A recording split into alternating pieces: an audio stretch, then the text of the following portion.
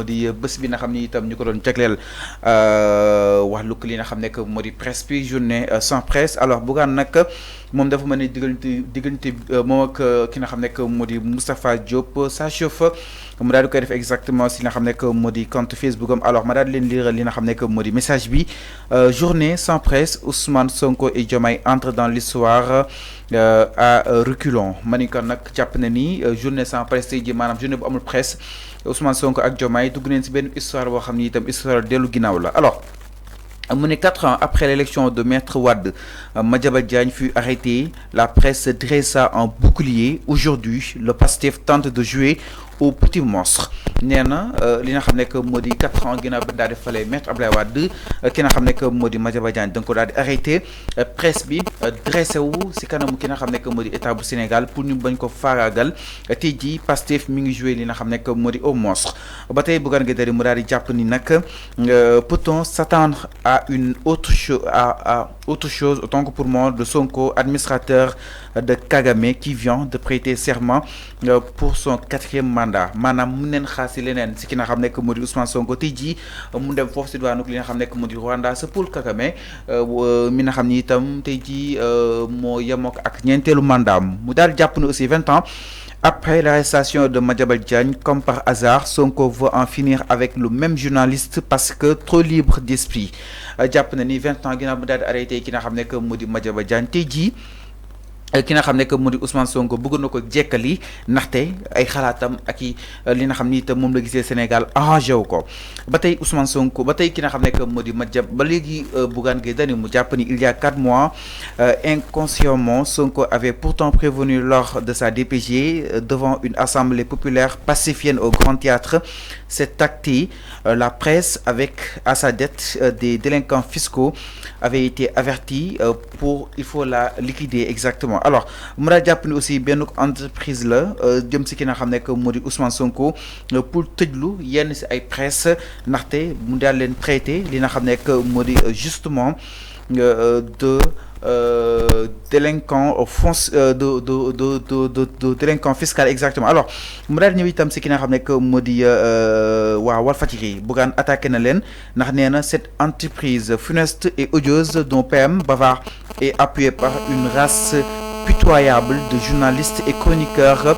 collabos de groupes de presse clochards qui n'honorent pas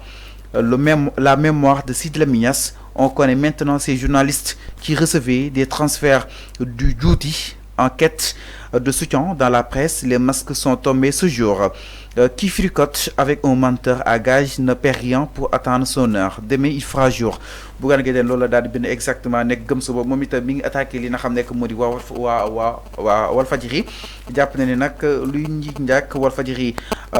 mooy njàkk ndaxte moom moo daal di ànd nag li nga xam ne que moo di boobu di gouvernement si li nga xam ni itam mu koy daal di nooteel jëm si askan wi alors Serigne mu nekk loo xam ni itam tey jii gis nañ ko encore une fois Madiambal Ousmane Sonko Bougane Gueye Dany def na benn sortie attaqué na exactement le groupe bu Walfadjri gis na attaques yi nga xam ni itam attaqué na leen ko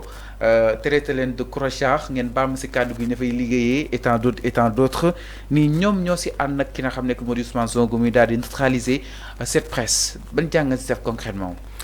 waaw xam nga certes ci presse lañ nekk ñun ñëpp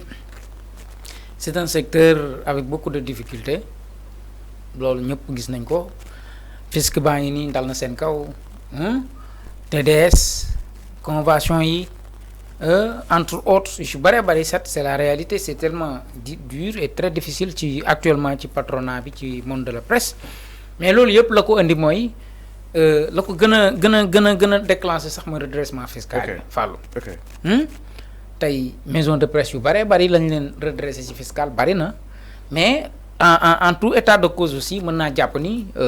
seen responsabilité c'est à situer seen part de responsabilité moo ci ëpp parce que question bi ñëpp di poser aussi benn la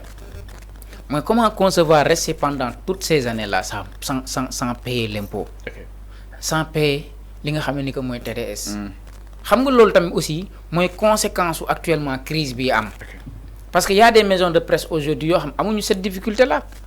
parce que ñu ngi doon conformé wu par rapport ak seen obligation xam nga yéen vous n'avez pas ce problème là vous êtes à l'aise aujourd'hui mais question bi yëpp foofu la pourquoi rester pendant toutes ces années là sans payer l'impôt est-ce que le président Macky Sall daf leen doon encadrer daf leen doon protéger wala dafa am leneen lu mu doon nangam ak nangam xam nga yëpp c'est des interrogations à poser wax naa ko nag tey difficulté bii ñu nekk nii ñoom ñëpp liñ leen di ñaanal mooy ñu génn ci te leen ci mën a génne nag mooy waxtaan ak humilité mais pas s'engager dans un bras de fer parce que non buñ ko defee ñoo ci gaañu parce que responsable TDS bi ba mu waxee na CTV fay 12 millions bu Maïmouna Ndour Faye oui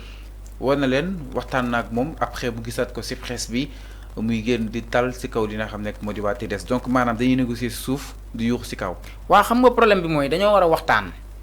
parce que waxtaan rek mooy indi solution moo mën a saafara mbir mi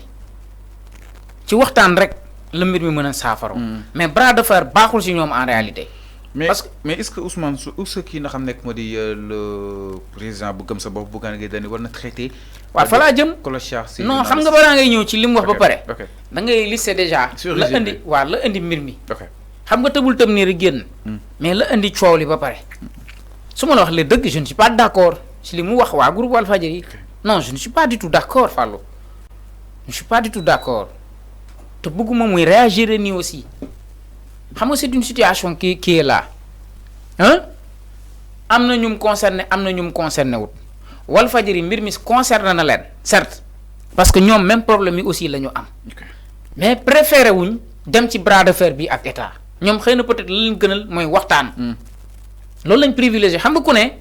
yow yaay xool yow yaay sa choix la sa libre choix la nga ni man nii laay xeexee parce que jàpp naa ne lii ñu ma teg nii ak nii ak nii kii ne nii laay xeexee nangam ku si nekk rek yaa xool voie bi ngay emprunté maintenant nag ku si nekk nag voie ba nga jël am nay conséquences aussi bu fekkee ñenn ñi dañu taxaw pour engager wu def bras de fer ak l'État du Sénégal il y aura des conséquences surtout nag si loo xamante ne nii buñ ko seetee ba sa biir aussi ñoom dañ cee am part de responsabilité parce que ñoom ñoo ameel état ameewu leen ameelu leen xam nga loolu benn pàcc la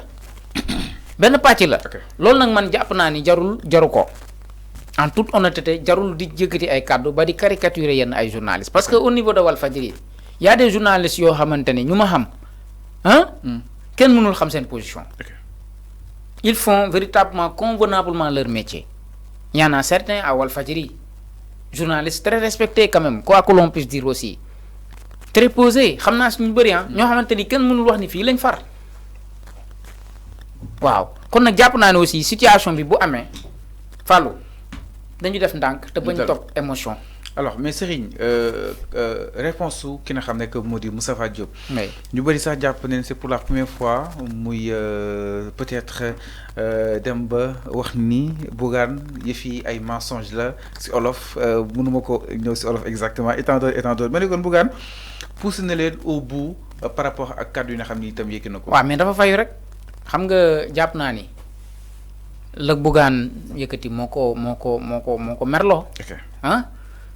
moo ko merloo bon daf ko delloo ay kàddu rek c'est ça c'est dans l'ordre normal des choses parce que man jàpp naa ni moom du ma la ko nëbbu le président Bougane wax mënoon na bañ a yegg foofu quand même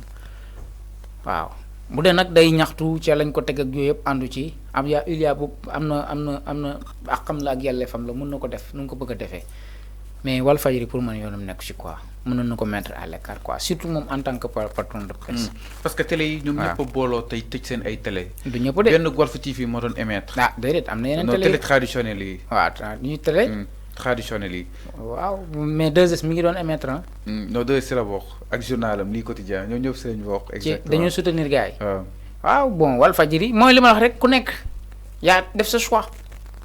c'est une question de choix. Walf li leen metti mooy ban tëjee wala kon ban nangoo seen signal par Macky Sall du benn acte boo xam ni itam def nañ ko te jàpp nañ ni amaana ni signal moo gën a fort si télé. signal mooy ruuwu télé exactement mais du kenn koo xam ni itam manifesté woon na dem bay amal li nga xam ne que moo di 30 minutes yoo xam da nga koy tëj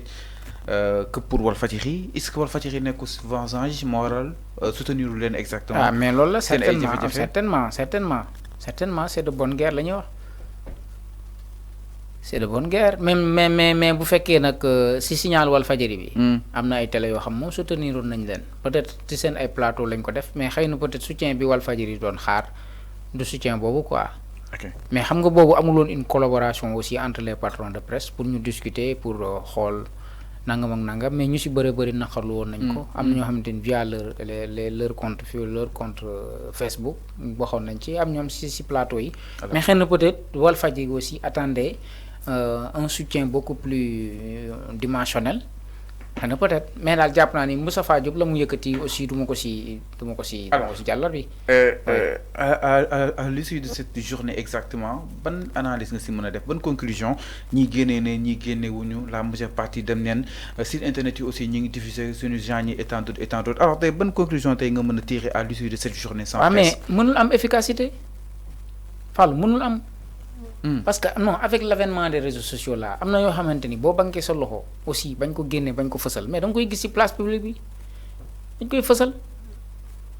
tey xam nga Sénégal yamatul ci benn maison de presse wala ñaari maison de presse wala ñett dafa bëri ay maison de presse kii bu génnewul rek kee day émettre gis nga démocratie boobu am ci média bi tu as vu ak nañu bare moo tax tey yow boo defee rétention d'information il y aura certainement d'autres maisons de presse qui vont bénéficier de cette situation-là pour pouvoir mën a génne ñoom am na ñoo xam sax yow da nga nekkoon benn ombre ci ñoom. mais ñooñu opportunité la. mais l'histoire retiendra. L'histoire retiendra. que Ousmane Sonko ak Diomaye à peine de 4 mois. mais la presse dem jeunesse sans presse. mais où est le problème. est-ce que loolu du am enjeu suñu wàllu démocratie ak tolluwaay bi. non ça n'a rien à voir ak démocratie. situation bi ça n'a rien à voir ak démocratie. non démocratie mooy joxe sa xalaat ci mbiru réew mi na mu demee mais bu fekkee ni yow. bëggaat nee na l'histoire retiendra. bu fekkee ni xëy na peut-être bu nekkee président loolu lay wax waaw bu nekkee président def le ministre de la communication nga fayu. wala mu def le premier ministre. waaw. alors donc mi noonu exactement par rapport ak dina xam ne que moo di tolluwaay bi d'après itam fu mu toll nii dina xam ne que moo di le ministre bi nga xam ni itam moom di nekk wàllu communication di Aliou Sall patron de presse yi encore une fois ñu koy daal di sàkkuwaat ñu daal di toog daal di mën a waxtaan si nga xam ni itam fasanti na ko xool naka lañ def pour am dina xam ne que moo di une solution jëmale si nga xam ne que moo di ce qui se passe dans la presse alors ñu daal di ñëw si dina xam ne que moo di appel à candidature yi si nu mu gën a yaatoo exactement alors fu mu toll nii nag